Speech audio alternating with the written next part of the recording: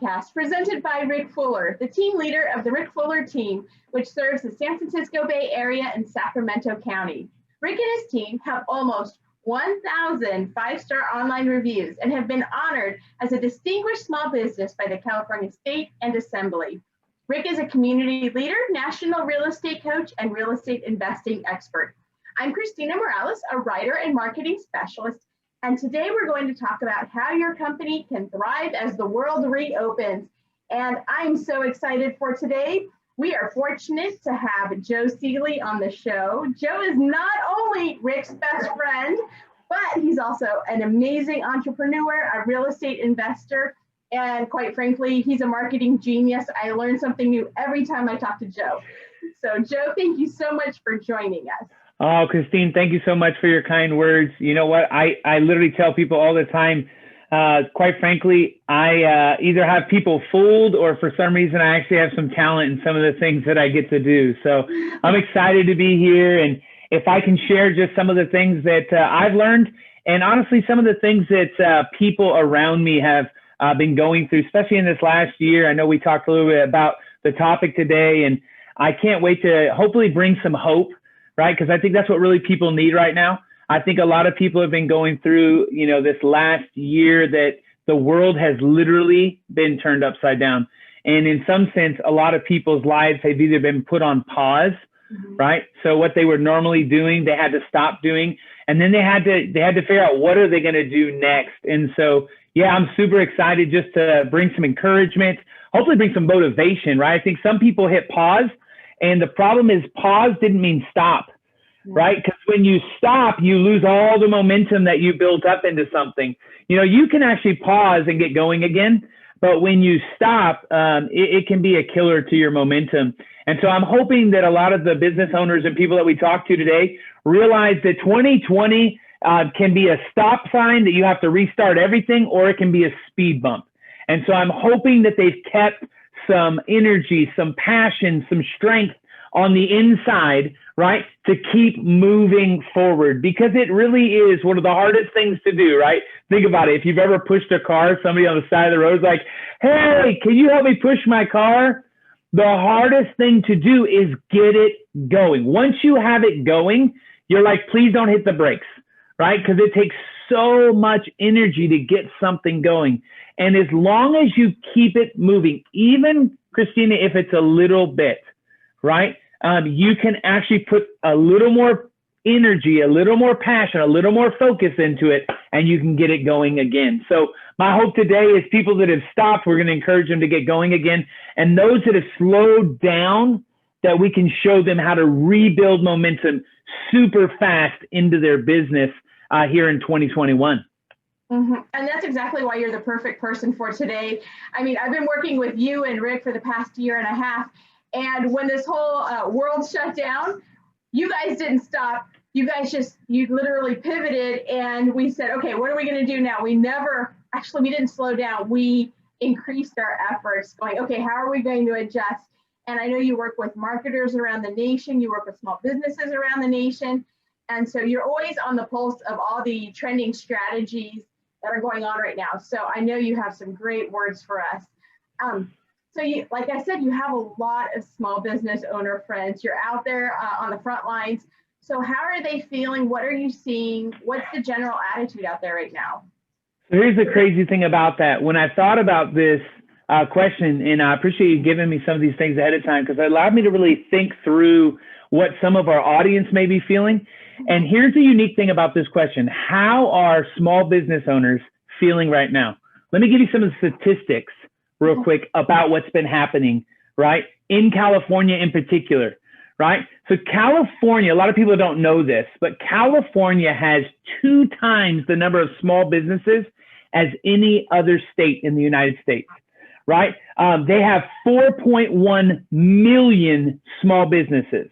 Wow. That 4.1 million small businesses actually employs 7.1 million employees, or 48.5% of the total workforce in California.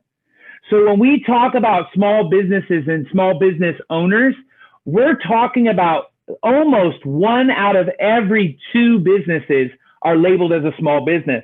So small business owners are anyone that has less than 250 employees.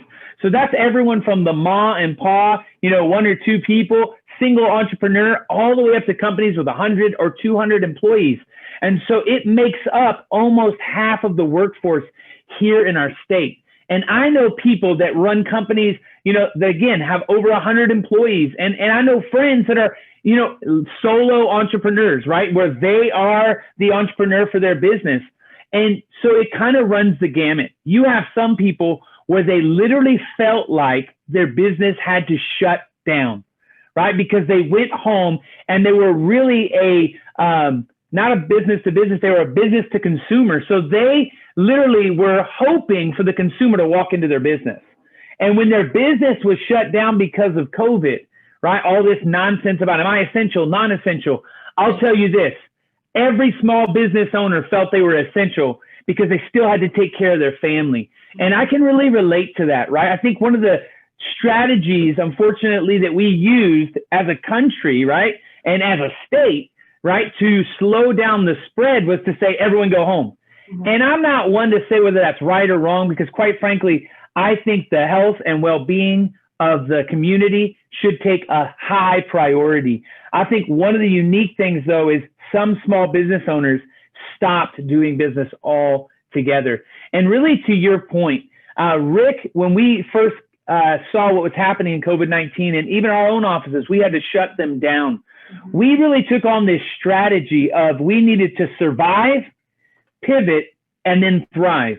But here was the unique thing. We didn't know how long each one of those seasons was going to be. We were really unsure. So the first thing I wrote down is a lot of small business owners had a lot of overwhelmed feelings of feeling insecure and unsure of what to do next. And so I've got friends that have felt totally overwhelmed by what's going on. Even today, we're now over a year into this thing, and they're starting to look at how do I rebuild what I had. And number one thing I would tell small business owners is we're never going back to what it was. So you need to start thinking differently, right? It's always going to be those who are willing to innovate, right? And willing to solve problems that people believe they have. For instance, some of my friends were overwhelmed because they didn't know how their business was going to continue to function when you had city and government officials saying, hey, you can't have people come in and be with them face to face, right? Think about the beauty industry. I have one lady, she is a beautician, right? And so she needs to be with her people. She can't do your nails if you're not there, right? She can't do, my hair. She couldn't cut my hair. She's my barber too. But you know what? Some of these people had to think differently, and they started to pivot.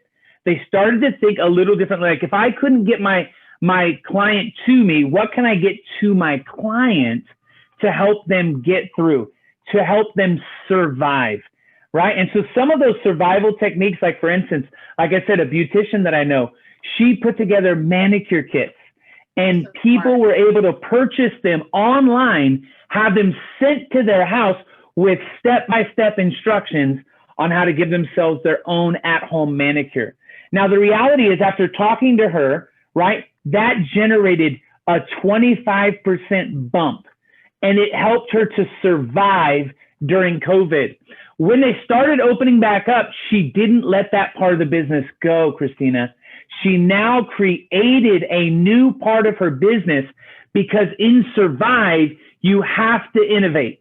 You have to change. Otherwise, you're going out of business. And so she took what was really overwhelming and she started thinking, what can I do? Not what can't I do?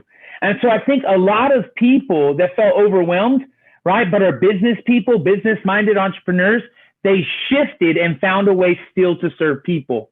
Money always follows value, right? So when you can bring value to people, they will be willing to pay you money for that value.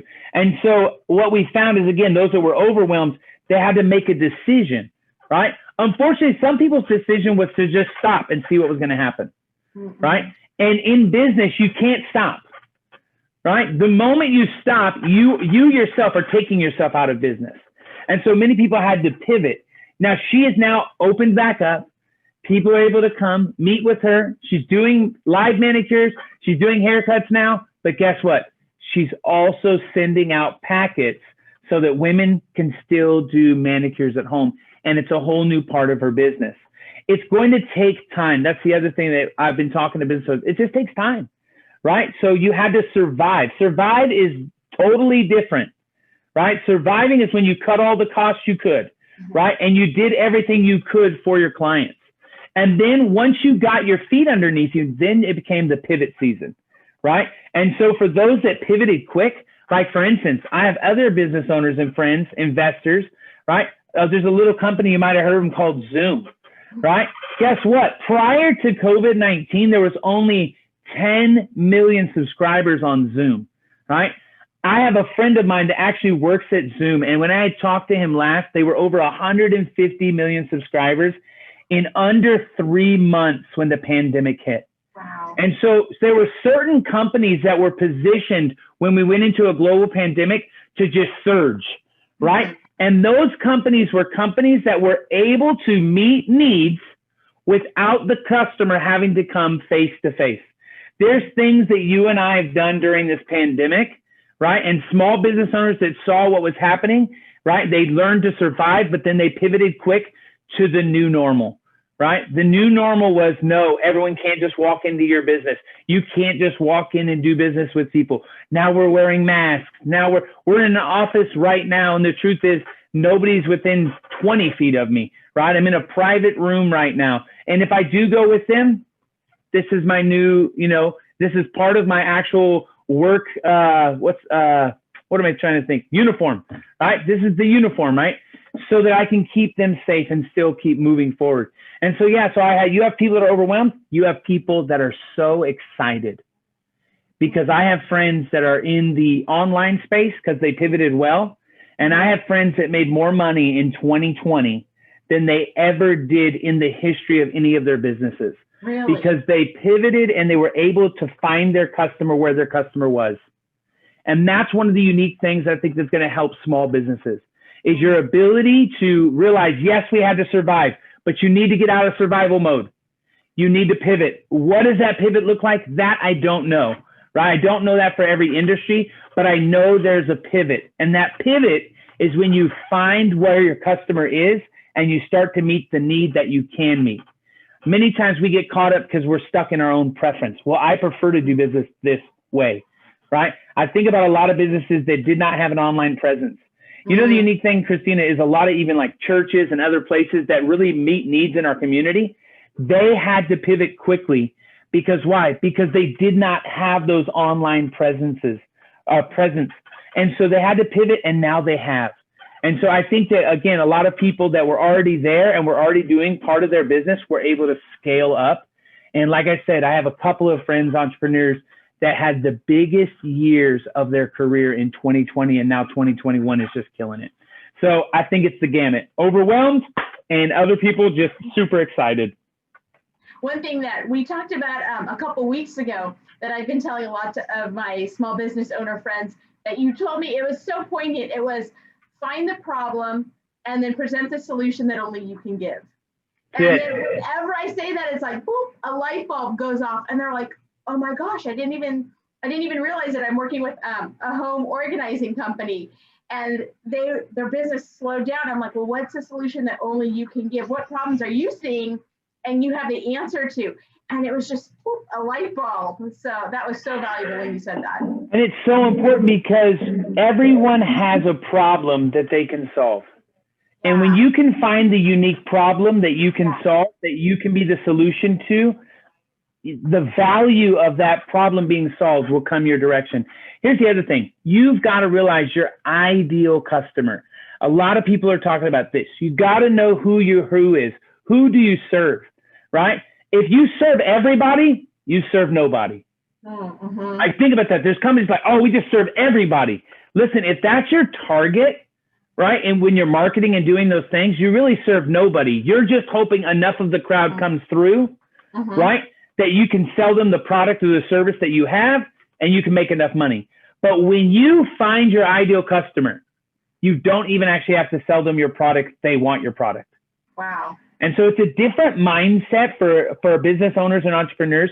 Who is our ideal customer? How do we find them, right? Who would have thought that in a pandemic, right?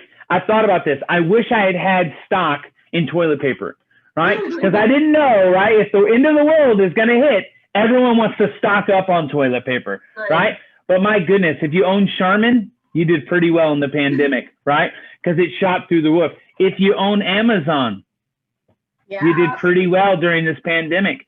And so I think that that's one of the things. If you owned Uber Eats or any of these DoorDash, they shot up. So there are businesses that were already positioned that the pandemic actually gave them a boost. And so I think we've got to look at some of those businesses and what are they doing and how are they meeting needs that the consumer, here's the other thing that's unique. The consumer didn't even know that they had that problem until what? Until things changed, right? All of a sudden, toilet paper was such a big deal because the news started saying, oh, we're running out of toilet paper, right? And the moment they said that, everyone's like, I got to find toilet paper, right? I remember literally walking out of my house and a neighbor, and I was like, hey, they're elderly. And so we were talking from, my door to his door. Hey, can I get anything for you and your wife? I'm going to the store. And honestly, it was that kind of thing. Like, man, to be honest, if they have any toilet paper or paper towels, that would really be a help, right? And it was like, okay, no problem, But yeah, that's the unique thing. You got to realize that sometimes during pandemics and during big changes, right, that it identifies a new problem. And then you have to ask yourself, do I have a solution to those problems? And if you do, now you need to position yourself, like you said, as an expert to meet that unique problem. So it's good. So we've been saying too that it's been hard to stay positive this year. And so, we've been going, surviving. We're all tired. We're very tired. So now the world's starting to open. We think, we've been hearing dates being tossed around. How do we jumpstart our business? How do we get remotivated? And I mean, it's hard to start and go, okay, should I buy all this product? Oh, wait, we're going to close again. I mean, nobody knows if what the numbers are going to look like and if there's a hard set date. So how do we stay motivated and positive? Listen, I think this is something that we should be doing all the time, right? And what do I mean by that? When I think about businesses right now, mindset, I think, is one of the most powerful things every business owner, right, needs to stay in a clear and a positive mindset. Why? Because you're a leader, right? And if you start to lose hope, if you start to lose vision, if you start to lose direction, then your team is going to follow, right? But if you can keep your mindset going in the right direction, I think of it this way. It's almost like a farmer, right? There's going to be some seasons where the farmer plants seed and he doesn't get the harvest that he hoped for. Like you plant seed, you're going to get a harvest, but you don't know, there's no way to predict really how good that harvest is going to be, right? And so I think sometimes if we're not careful in business and in life, right, if we think we know what's going to happen, right, then we start writing checks before we have the money in the bank. Right. And if it's one thing I think that COVID taught us is, hey, let's keep a positive mindset and let's also be smart business people, right? Some people were running at such a low margin of profit that it didn't take a week, 2 weeks, maybe a month to drain, right, all of their savings and all of their backup fund. So a couple of things I would say to this. How do I stay positive and keep the right mindset? I've got to stay around the right people, right? I do think that, hey, it's important to know what's going on in the news, but I honestly think it can overwhelm people, especially if you're a business owner, right? And because all you're seeing is the negative. No, you can't do this. You can't do that. And when you're thinking that way, it's so easy to give up, right? But when you're starting to go, okay, there's the obstacle. How do I get through it, around it, over it, right, under it, but don't let it stop me. And so I think when I think about our business friends and owners that I know, I would just say you got to stay around the right people. You got to keep a positive mindset that's moving forward, not falling backwards. And I know it's hard, but the other part is you don't do it alone.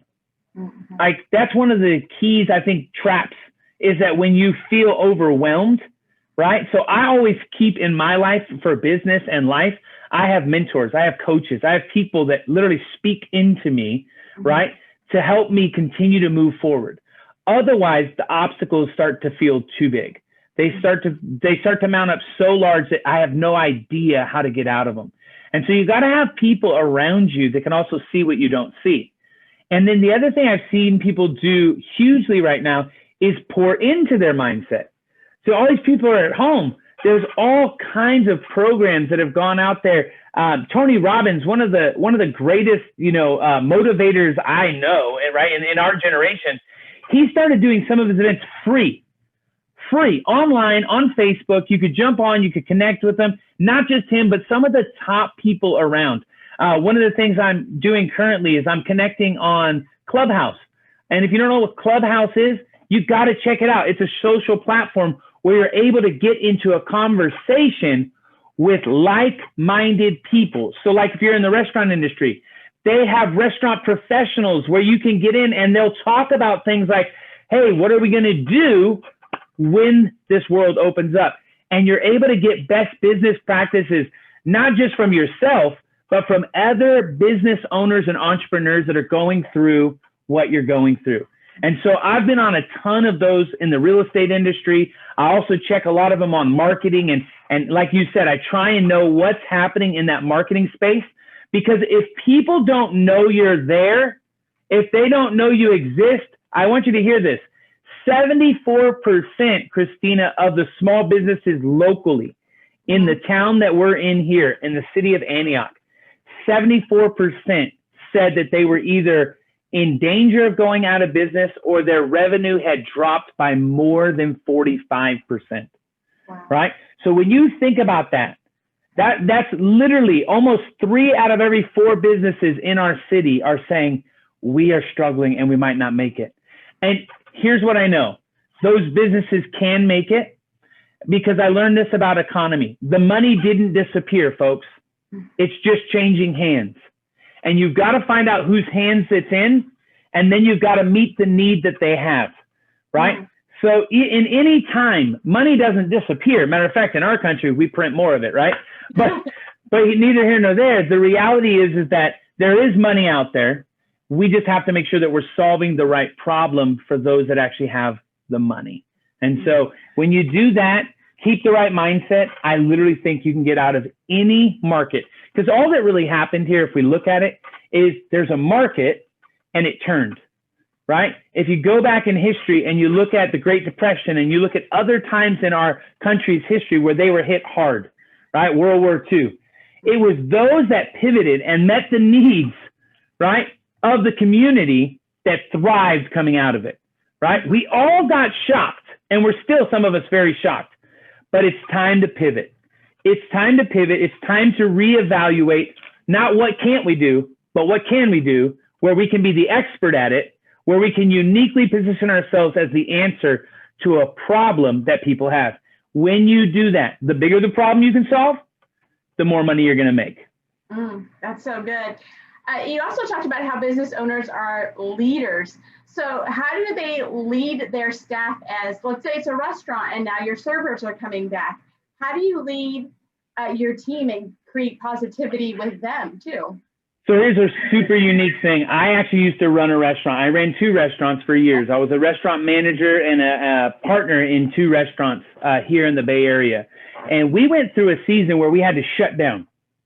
Now, we shut down not because of a pandemic. We had to shut down because we were remodeling, right? And it took longer than we had hoped, right? So it was only supposed to take 3 months, and it took almost 6 months, right? Now, here's the hardest part. I had to keep those employees engaged, motivated, and then when I brought them back in, right, we were now starting from scratch, right? We were starting from scratch, and what I had to do as a leader is I had to constantly remind them of where we were going, not where we were, right? Okay. So leaders can't look back, right? You can learn from what's behind you, but you got to keep moving. There has to be a vision that's driving you forward. And so the way that I've seen that happen, whether it's in the restaurant industry, and I'll tell you, the restaurant industry has gotten hit really hard, but my son actually watches a YouTuber, and you'd be so funny for me to bring up this YouTuber.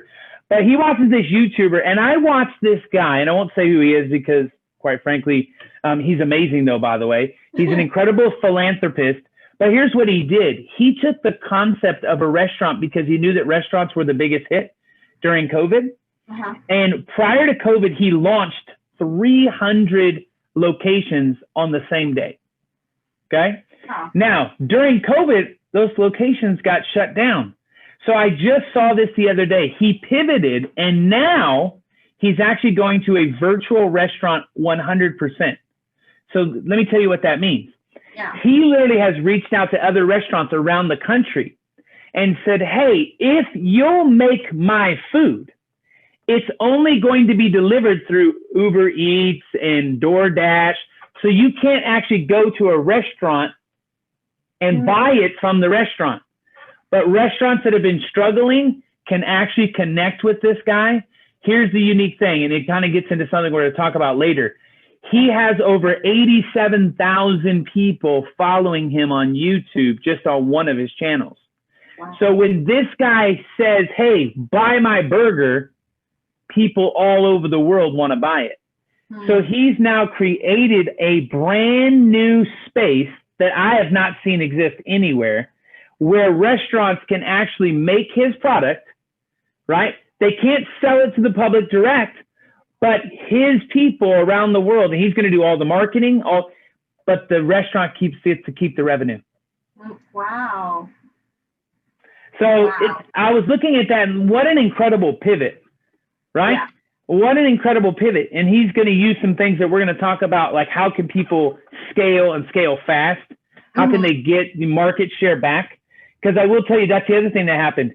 Anytime something like this happens and it stirs up small business, one person shuts down and stops, another person keeps going, and they take market share.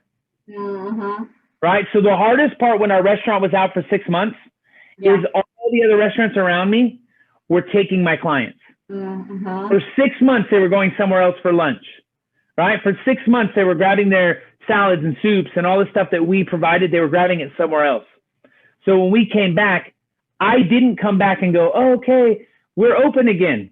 And I think that's one of the big mistakes. People need to think about this opening as a relaunch of your business. They've got to put so much energy and effort into relaunching. We did not leave. We did not disappear. We are here. But it's that idea that we're excited and passionate about a relaunch, right? And so I think that's the way, if I was out there and I had a small business, that I needed people to know, not that we just aren't gone, that we didn't disappear, but that we're here and we're here to stay, is you take that model of really a relaunch, right? And you put the right money into the things that matter the most. And so getting seen and making sure that people know you're there, I think there's nothing more important. So how do we do that? How do we relaunch? How do we show people that we're there? How do we harness our marketing dollars into connecting with our clients and customers? Yeah, so here's the unique thing. I think one of the things that we have to make sure we don't underrate, right? And I think sometimes business owners, because, we're busy. We're doing the things that matter most. And we underrate some of the tools that these teenagers and 20-somethings are using on a regular basis. Here's the thing. I think that in life, there's things that can be used and bring extreme negative.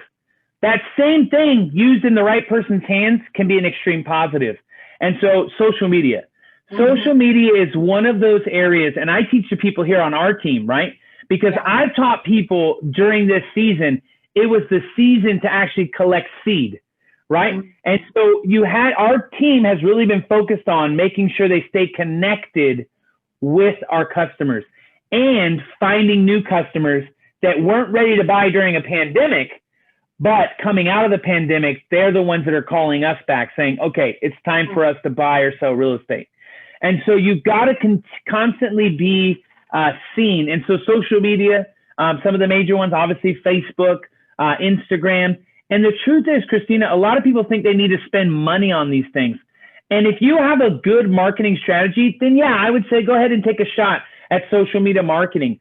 But even apart from spending money, the organic presence, right? Getting on those Instagram stories. We know, because we do this all the time, people watch the stories. Maybe not your post as much, but that story feed, right? On Instagram, people are watching those things.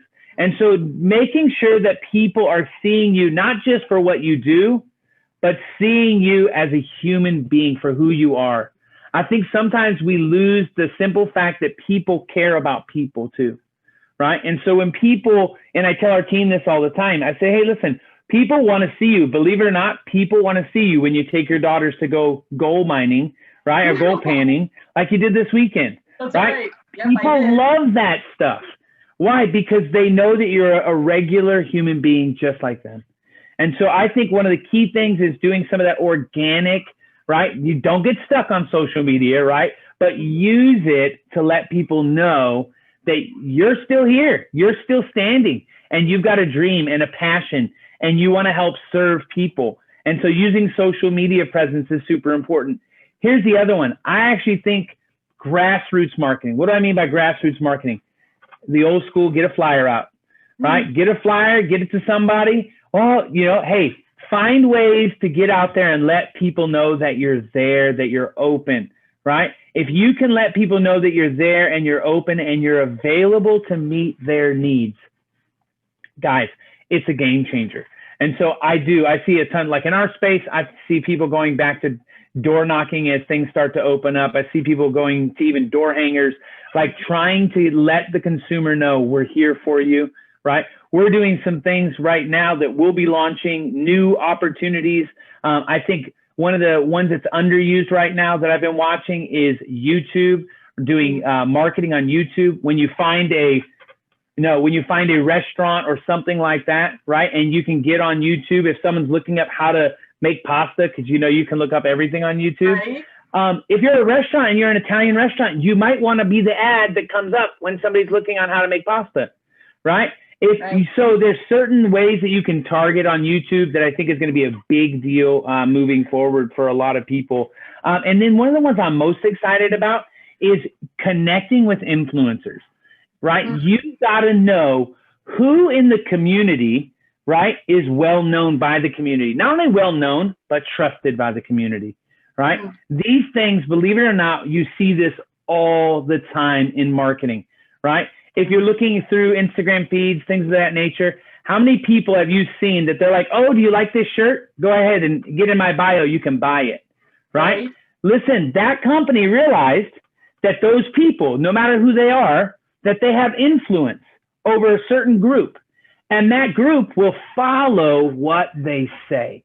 And so finding local influencers, people that have, again, they have the ear and they have the attention of the community, meaning when they say, hey, listen, go over here and help this business, people are going to flock to that business. It's super important. And I see it working probably better than anything else. And so finding those, again, local influencers that can refer you, that you in turn can refer as well. That's the other thing I think is super important. Mm-hmm. Like it's that mindset in business owners. We have the motto here that we want to give people the kind of experience they're excited to tell a friend about. Mm-hmm. And that really comes from, we want people when they experience our service, that they want to go out and tell somebody else about our service. Right. Well, listen, we also have this thing called our Core 100, where we're doing business to business referrals all the time, right? And it's funny, Rick and I sat down and, we generated over $2.1 million in revenue for our strategic partners, our hometown partners. And the reason we did that is we care about local business, right? And we have a unique position in the real estate industry that every time someone buys or sells a home, there's almost, we were talking about this, there's 47 to 52 different referrals we can make every single time. So there's certain businesses out there, like for instance, they move into a new home, they need a new bed, they need a new mattress, right? It's time to change. So the local furniture store, we can actually refer them. She doesn't like the paint in that room. We can refer a great painter, right? We can refer, oh, they're brand new, your restaurant.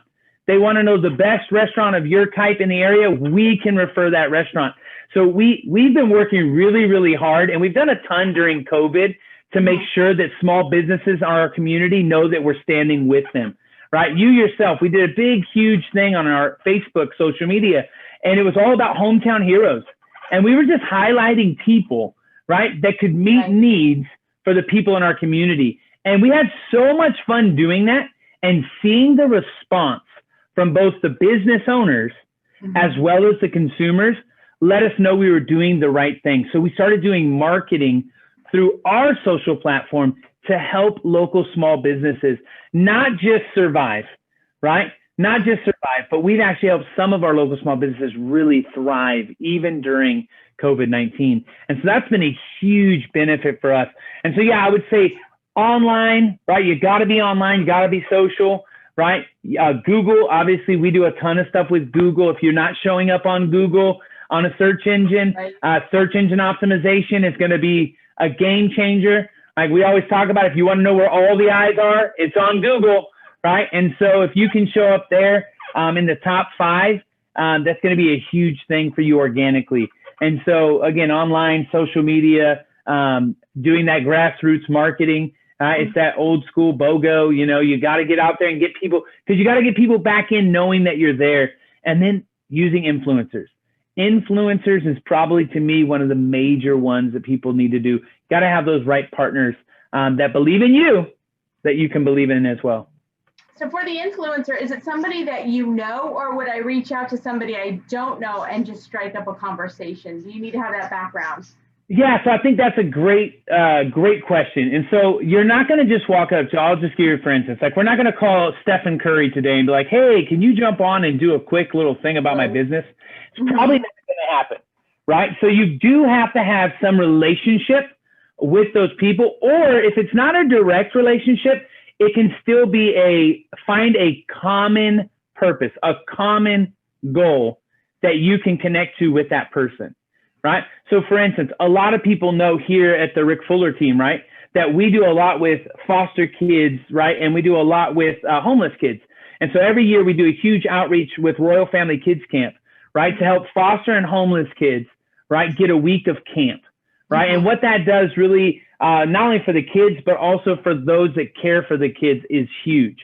Listen, we have strategic partners that they partner with us because of what we do for local foster and homeless kids, right? And so you can find people that have a similar or a common goal issue, a common passion issue. The other part is people that actually have the ability to give your clients a great experience. So I'll reach out to a company that, I've gone out and I've had a great experience there. I'm going to find somebody at that company who's the top person there. I'm going to ask, hey, you guys gave us an incredible experience. And this goes a little past just giving them a 5-star review on Yelp or even Google. This goes to like a personal, like, jump on, let's do a video together, right? One of the things that we try and do is, again, we try and highlight our hometown partners. And when we do that, it's a personal recommendation. And so it would be like if you and your husband, Vince, said, Joe, there's a new restaurant in town. You and Shelby have got to try it. The reality is, because of the influence you have and the relationship we have, I'm going to go and I'm going to try it. But guess what else is going to happen? People that I have influence over, if I say, hey, I tried it, I really leveraged your influence, you got me to go, right? Yeah. And now it's a multiplication factor, right? And so we're finding that works huge. And so having either a common purpose, common passion, knowing the person obviously goes a long way, right? I called a friend of mine again the other day and he's like, hey, what can I do to really generate, new opportunities? And I told him this influencer model, right? He happens to know the mayor in his town, as a personal friend. I'm like, listen, now depending on how you feel about your local mayor, I don't know, but getting the local mayor to talk about your business, right, is a huge thing on your personal social media. And then you tag them on their social media, and then their audience actually sees you. This is huge, right? This is huge. And it's that idea that people buy based on the third-party endorsement of others, right? And so I think that, getting back to some of that is super important. And it's unique because, like, for us, we only want to partner with people that can give our clients the kind of experience they're excited to tell a friend about. So what does that mean? To be honest, we're probably not partnering with 2-star people, right? 3-star people. Why? Because your reputation will precede you, right? Now, it doesn't mean that, we have friends that, somebody just gives you a bad review. You know what you need to do for some of you business owners that have been sitting there with a bad review? You need to get more good reviews, The only way to really eliminate a bad review is you got to get so many more good reviews to overtake that bad review. So don't sit there at 3.5 stars because somebody gave you a bad review, 12 months ago. Start reaching out to those people that know you, like you, and trust you, what we call our sphere of influence, and start driving those reviews, those 5-star good reviews up so that you can bury that bad review. And then the consumer really gets to see who you really are, because, man, there's nothing worse than one bad review that takes you out because you don't focus on reviews, right? So I think it's super important. And yeah, we have a kind of a unique, special way to partner with local small businesses. So if I'm a small business owner, I mean, the Rick Fuller team, it's growing. You guys have a big audience. If I'm a small business owner and I want your leverage, if I want to partner with you, can I? How do I do that? So it's a great question. And so what we've actually started doing is, like I said, we did a bunch of stuff this last year during COVID. We just tried to highlight local businesses. That's what we did. We just said, hey guys, who should we be talking about? And we asked our team of over 50, right, to just start telling us who are some of the business owners that they know. We've done everything from beauticians to restaurants to painters, plumbers, right? All these different people that have been struggling during the pandemic. And it's so amazing because of the synergy, right, of our team. We've been able to send them great referrals. And for many of them, they've reached out to us and said, hey, you really helped me to survive. Right? For some of them, they said, man, you helped me to think a little differently. And they started to pivot their business. And for even others, they are literally thriving even in a pandemic. And so a lot of that just has to do with connecting, knowing a little bit more about their business and how we can best refer them, right? And then also letting them know, because we've positioned ourselves, right? We're almost there, almost 1,000 5-star reviews, right? And so when people look at our team, they don't just think about real estate. It's one of the misnomers a lot of people don't realize. People call us all the time and they're like, hey, who do you recommend as a handyman? Hey, who do you recommend? Rick got this one time. A guy called him and said, hey, Rick, I know this is kind of a weird question, but I need to buy a ring. And I'm just wondering, like, I'm going to ask my fiance to marry me. Rick had sold the guy a house, and the guy trusted Rick so much, he came back and said, where should I buy the engagement ring for my fiance? Right? And Rick was like, wow, he was kind of taken back. But here's the thing. When you serve people and they trust you, they're going to ask you to have other business relationships that you trust. And so that's actually where Rick's picks came from. People were asking, and so he was like, oh, I'm going to put together. So we had a list for years where it was just a Rick's Picks list. And we had some criteria. You had to obviously be giving people a great service, right? So it's super important. You're giving people a great service. And we had to feel like we could refer that business with confidence so that our clients were going to be well taken care of, right? And it's unique. It worked really well for years.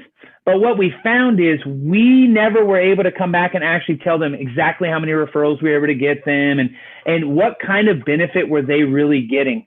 And so during COVID, we decided to revamp our Rick's Picks. It's still Rick's Picks, but we're now calling it Hometown Partners.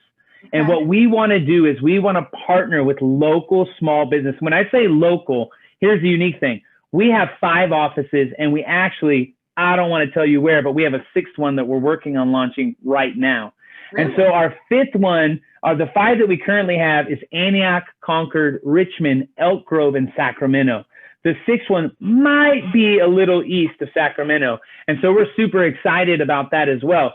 And that's why our Hometown Partners is not just here in our hub in Antioch. Our Hometown Partners actually are companies that can service all those communities. But if you only service one and you become a Hometown Partner, we just put the actual service area that you service. So if you're a handyman and you don't want to go from Antioch to Sacramento, no problem. We have plenty of people that we refer here in the Antioch area. And so what we decided to do, and I'm super excited about because I've been working on it for over a year, is we put together a business directory that's actually a lead generation magnet. And so what it will do is allow our customers, our clients, we can refer our partners and keep track of exactly how many referrals they receive on an annual basis. And we're going to highlight our strategic partners, right? Our hometown partners. We're able to highlight them with every single one of our clients. Now, here's the unique thing. Rick and I talked about this. We were able to help over 260 families last year. That's just last year. The year before that was 234. So that's over almost 500 families that we served in the last 2 years. You know, we have big goals for 2021, right? Our goal is to serve 500 families in our markets. And so here's what we're going to do. Any of our partners, our hometown partners that connect with us, they are going to actually get a referral sent out to all of our past clients too. Wow. So we are going to let all of our past clients know, any of our hometown partners, we're going to let them know, hey, here's who we trust when it comes to this, right? And so whether it's painting, restaurants, gyms, we actually thought about it. We don't know a company that we couldn't actually refer, because if you can meet a need, we can refer you. And so not only are they going to get access to all of our old past clients, but we have a database of over 20,000 families here in the Sacramento, San Francisco Bay Area. And so we are going to also send out to them multiple times a year, hey, here's who we refer. And then every time somebody hires us to buy a home or sell a home, we are going to use our strategic partners, right, our hometown partners, as the referral base. So if we need to send a painter out, we're not going to just send out the old list that we had. We are going to send out our actual hometown partners, and they're going to have their own landing page connected to our website, which I will tell you, I talked to our webmaster the other day, and the number of people that come to our site, it's the #1 lead generation tool we have, is our actual website. And so the number of impressions that people will get to see those businesses is through the roof. And so it's our way of saying we need to partner with our local small business to help them grow, and not only grow, but we want to see them thrive in 2021.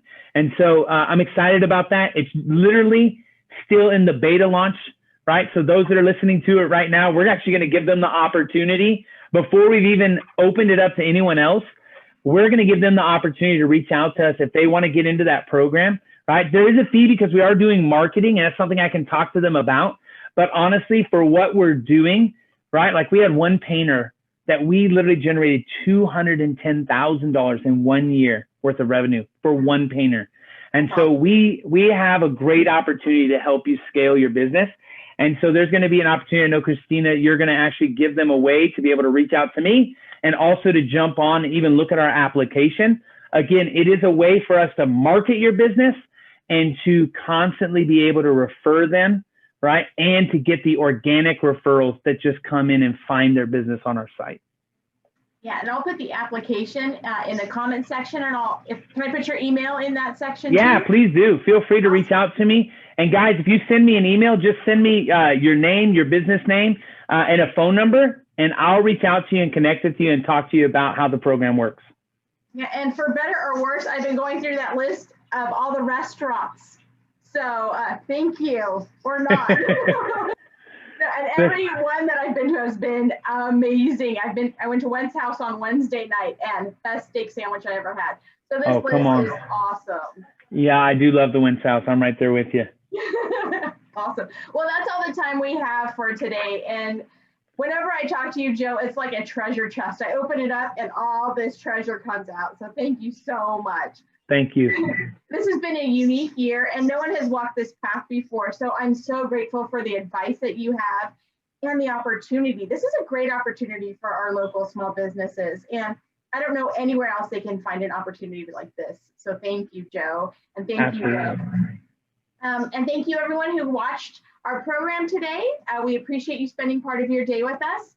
We can't wait for you to join us next time. Thanks, Joe. Have a good one.